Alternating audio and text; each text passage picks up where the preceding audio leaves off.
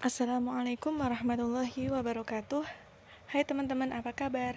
Nah, di sini kami dari kelompok 1 Ilmu Gizi akan menjelaskan tentang penciptaan dan reproduksi pada manusia. Nah, sebelumnya perkenalkan dulu anggota dari kelompok kami. Yang pertama ada saya sendiri, Clarissa Ayu Aprilia, NIM 50. Yang kedua ada Novia Aya Sofia, NIM 51. Dan ada Sri Muji Lestari, NIM 65. Nah, pada pembahasan kali ini kami akan membahas beberapa subbab. Yang pertama adalah mengenai ayat-ayat tentang penciptaan, yang kedua adalah mengenai reproduksi manusia, yang ketiga adalah mengenai unsur-unsur dalam jasad manusia. Nah, kita langsung saja ke materi yang pertama, yaitu mengenai ayat-ayat tentang penciptaan. Nah, yang pertama kami mengambil ada Quran Surah Al-Alaq ayat 1-5 yang mana bunyinya adalah A'udzubillahi minasyaitonirrajim. Bismillahirrahmanirrahim. Iqra bismi rabbikal ladzi khalaq. Khalaqal insana min 'alaq. Iqra wa rabbukal akram. Alladzi 'allama bil qalam. 'allamal insana ma lam ya'lam. Yang artinya, bacalah dengan menyebut nama Tuhanmu yang menciptakan. Dia telah menciptakan manusia dari segumpal darah. Bacalah, dan Tuhanmu lah yang maha mulia, yang mengajar manusia dengan pena, dan dia mengajar manusia apa yang tidak diketahuinya. Nah, pada surat Al-Alaq yang pertama ini menerangkan bahwasanya manusia itu diciptakan dari alaq. Urgensi dari hal tersebut adalah mengajari manusia tentang ilmu yang belum mereka ketahui pada saat itu. Nah, perintah membaca yang diikuti dengan informasi pengetahuan tersebut mengindikasikan bahwa manusia itu harus tetap mempelajari tentang dirinya sendiri dan juga mempelajari tentang bagaimana ia diciptakan. Yang mana arti dari bacalah dengan menyebut nama Tuhanmu yang telah menciptakan. Dia telah menciptakan manusia itu dari segumpal darah.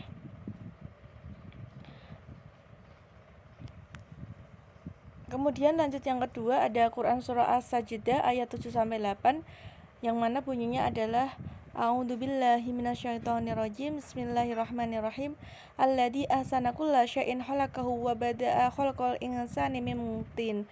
Summa ja'ala naslahu min sulalatin min ma'in mahin. Summa sawwahu wa nafakha fihi min ruhihi wa ja'ala lakumus sam'a wal absara wal afidah.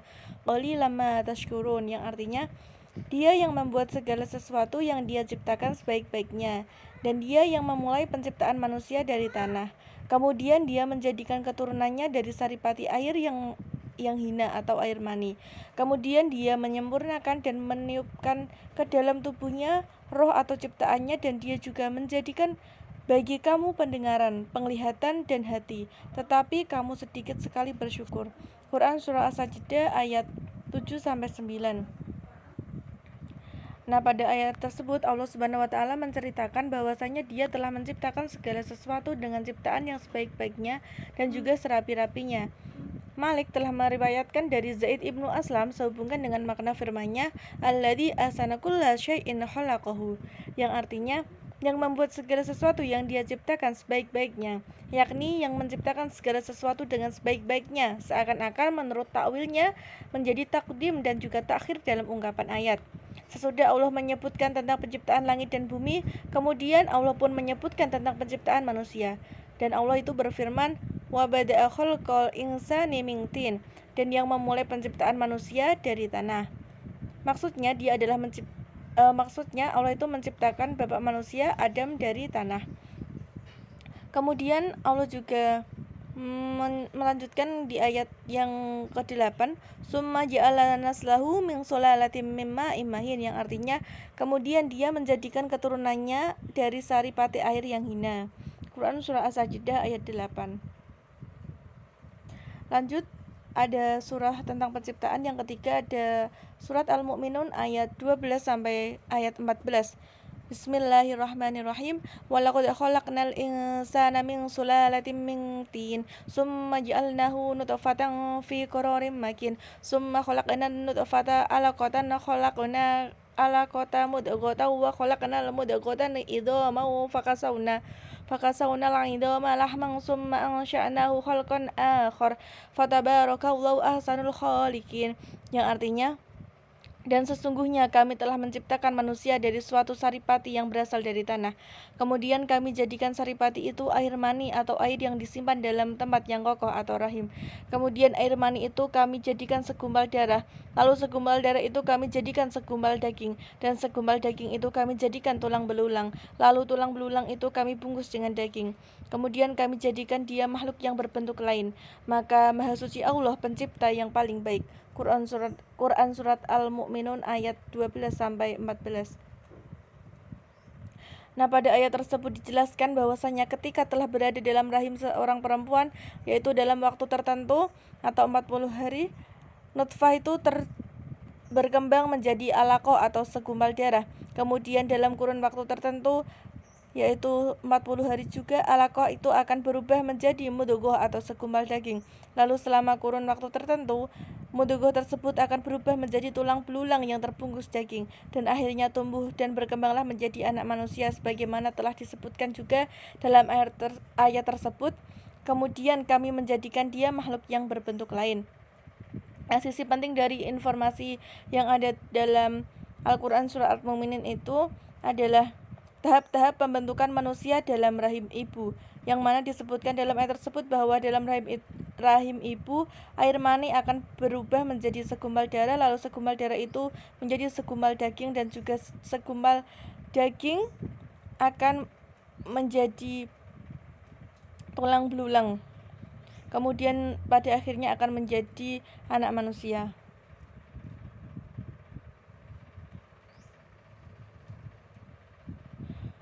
Kemudian yang selanjutnya ada Quran surah An-Nur ayat 45. A'udzu billahi minasyaitonir rajim. Bismillahirrahmanirrahim. Wallahu khalaqa kulla dabbatin mimma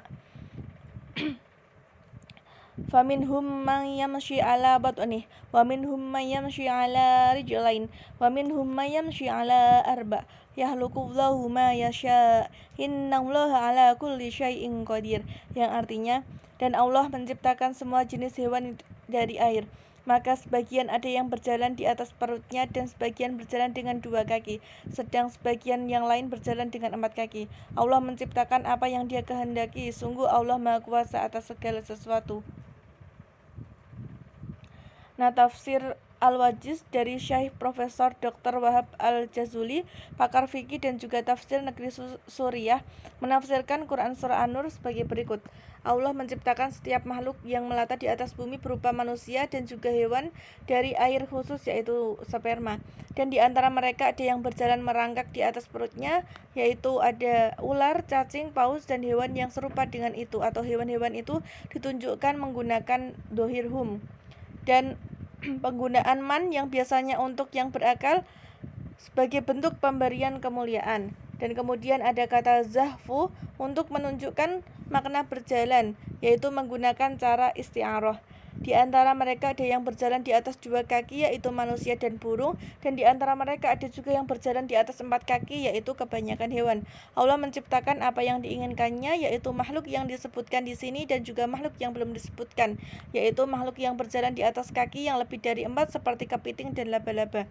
Sesungguhnya Allah Maha Kuasa atas segala sesuatu, dan Dia tidak ada yang mampu melemahkannya.